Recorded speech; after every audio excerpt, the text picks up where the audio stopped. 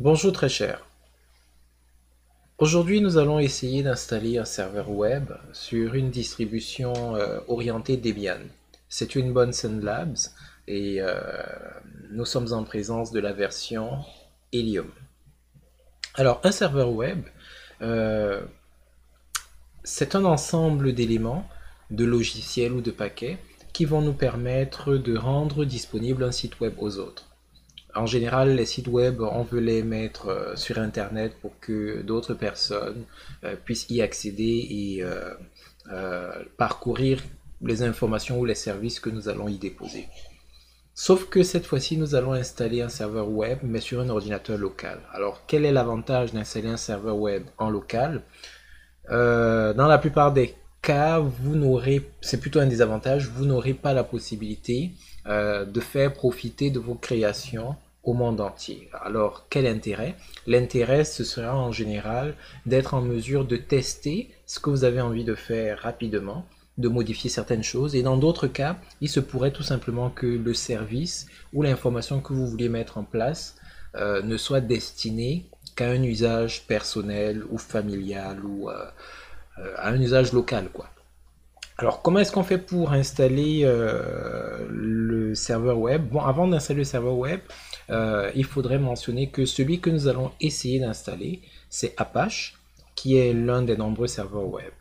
De la même manière qu'en informatique, pour chaque catégorie de manipulation que vous voulez faire, il y a une grande diversité de logiciels. C'est pareil également pour les serveurs web. Il y a une grande diversité, un grand nombre de logiciels qu'on peut installer, mais Apache est l'un des plus, comment dire, populaires. Nous allons donc commencer par ouvrir notre terminal. Et l'une des premières choses que nous allons essayer de faire, c'est nous assurer que les dépôts de notre distribution sont à jour. Donc pour cela, nous allons taper sudo, parce que c'est une opération qui nécessite les privilèges supérieurs, et puis nous allons taper apt update. N'oublions pas que nous sommes sur Debian. Si le mot de passe nous est demandé, on le rentre avec joie et devoir. Et on patiente que l'ensemble des dépôts, ou plutôt, oui, que le dépôt de la liste des dépôts puisse être rafraîchi. C'est très important parce que, sachant que les dépôts de Linux sont mis à jour régulièrement, ça permet de s'assurer que notre système est en phase avec les versions les plus à jour de ces listes-là. Donc on peut constater que j'ai des paquets qui ont besoin, en fait, qui peuvent déjà être upgradés, améliorés, boostés, je ne sais pas trop comment est-ce que je peux traduire ça, mais on ne fera pas ça pour le moment. Donc la prochaine chose à faire, c'est d'installer donc notre système Apache. Nous allons donc sudo apt get install apache 2 parce que c'est le nom du paquet dont nous aurons besoin.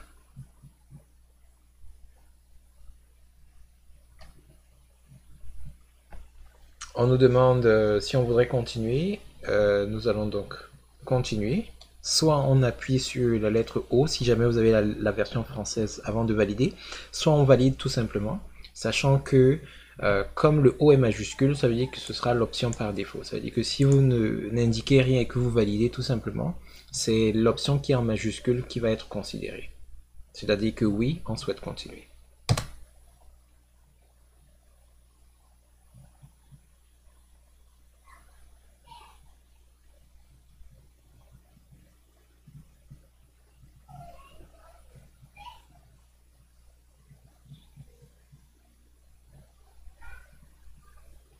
Très bien.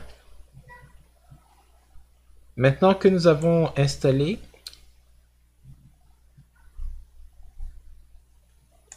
la prochaine étape, c'est de vérifier que notre service est bel et bien activé. Donc sudo system control status apache 2. En gros, on veut savoir si Apache 2 est en train de fonctionner correctement en ce moment. On peut constater ici que le service Apache 2, il est en vert. Je ne sais pas si vous pouvez le voir. Bon, c'est le vert de Bunsen Labs Helium. C'est un vert un peu aqua, un peu... bon, bref. Et on peut constater qu'il est bel et bien actif en ce moment. Donc, on va essayer de le vérifier dans un navigateur web en tapant http localhost. En principe, après avoir tapé localhost, on devrait voir apparaître ici une page par défaut appelée Apache 2 Debian Default Page. Voir apparaître cette page indique que le système a été bien installé et que le service Apache est bel et bien fonctionnel.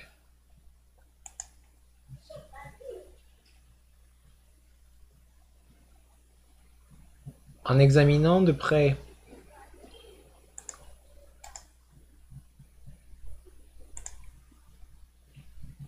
l'arborescence de notre système,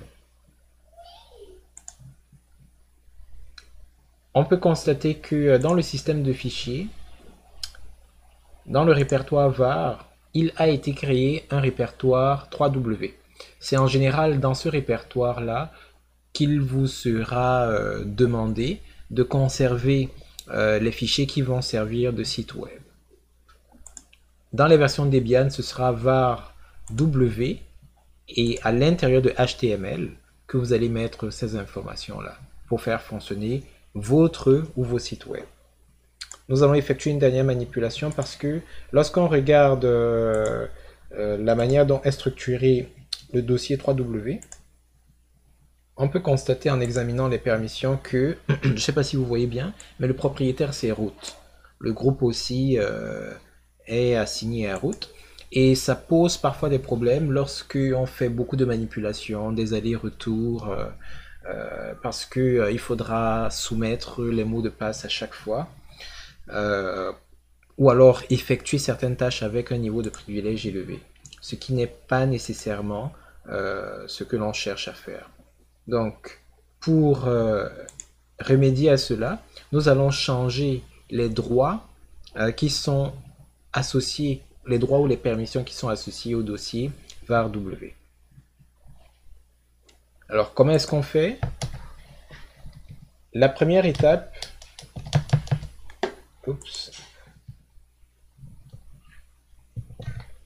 la première étape va donc consister à changer de propriétaire, s'assurer que le propriétaire n'est plus root, mais que le propriétaire soit plutôt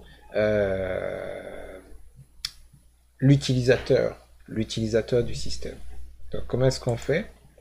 Dans notre cas, l'utilisateur du système, c'est moi, ou plutôt c'est Soka. Donc, ce qu'on va faire, c'est sudo. C'est une opération qui requiert des privilèges. Add user. Et on va demander de rajouter l'utilisateur user dans le dossier 3W, pas dans le dossier, mais plutôt dans le groupe 3W data. Lorsque vous installez le serveur web, Apache 2 en l'occurrence, il existe un groupe spécial appelé 3W data qui est assigné pour les opérations de base liées au serveur web. Donc, mettre votre utilisateur à l'intérieur de ce groupe va permettre que, sous votre identité, que vous soyez capable d'effectuer certaines tâches de nature web. Alors, ça, c'est la première étape. On va valider. Et là, il nous dit que l'utilisateur Soka a été rajouté au groupe 3W data. Et petite parenthèse, la variable $user va récupérer le nom de l'utilisateur en cours. Donc, au lieu d'écrire sudo add user $user wdata, j'aurais tout simplement pu écrire sudo add user et j'aurais remplacé ici par le nom de mon utilisateur Soka. Je peux également le faire pour d'autres utilisateurs du système en remplaçant tout simplement cette valeur-là par le nom de l'utilisateur qu'on veut rajouter au groupe. Alors la prochaine étape consiste à changer les droits ou les permissions qui entourent le dossier var 3w. Pour cela, nous allons rentrer la commande sudo, toujours parce que c'est une commande qui a besoin de privilèges. Change owner, shown, -r pour parcourir tous les sous-répertoires. Ensuite, on va lui indiquer à qui est-ce qu'on doit assigner les droits pour les nouvelles prises de possession. Donc, il s'agira de user data. Et à qui s'applique cette manipulation? Ça s'applique au dossier var 3w et tout ce qui se trouve à l'intérieur. Alors, si vous regardez bien, 3w, quand on examine ses propriétés, les permissions, le propriétaire c'est root et le groupe d'accès c'est root également. Ce qu'on voudrait faire ici, c'est que le propriétaire, que ce soit le nom de notre utilisateur, donc il faudrait que ce soit Soka, et le groupe, ça devra être ici 3w-data.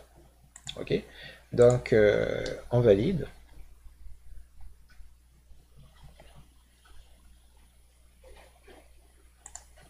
On examine. Je suis pas sûr que ça va marcher. Parfois, il faut redémarrer pour que ça fonctionne. Bah oui. C'est pas encore le cas. Voyons voir. Juste pour rafraîchir. Non, c'est pas encore le cas. Il faudra que je redémarre. Et soit dit en passant, contrairement à certaines idées préconçues, ce n'est pas vrai que lorsque vous êtes sur Linux, vous n'avez pas besoin de redémarrer. Il y a de nombreuses manipulations après lesquelles il faudrait redémarrer pour qu'elles prennent effet. Donc, un des gros avantages par contre par rapport à Windows, c'est qu'au lieu de faire un redémarrage complet vraiment, parfois il suffit juste de fermer la session et puis tout rentre dans l'ordre. En fait, de sortir de la session et de rentrer pour que tout soit correct. Alors la dernière étape que nous allons suivre maintenant, c'est changer les permissions du dossier 3w afin que on soit capable d'écrire sans difficulté à l'intérieur. Donc pour cela, on va faire du sudo. Cette fois-ci, ce sera change mode -r pour parcourir tous les sous-dossiers, sauf qu'on va leur affecter par défaut le 755. Malheureusement, ça, c'est pas une manipulation que vous allez faire une seule fois. C'est quelque chose qu'il faudra faire chaque fois que vous allez rajouter un nouveau dossier à l'intérieur du dossier var 3w. Je n'ai pas encore trouvé de manière définitive de caler ces autorisations.